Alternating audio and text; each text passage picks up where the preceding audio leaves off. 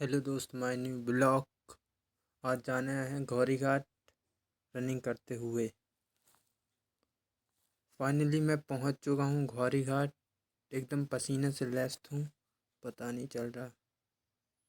सुबह गौरी घाट में बहुत मज़ा आता है, पर 26 मिनट लगे मुझे गौरी घाट पहुंचने में। बहुत गंदी रनिंग हो चुकी है। अब लंबू भैया दर्शन कर रहे हैं, मैं भी जाता हूं, दर्शन करूंगा।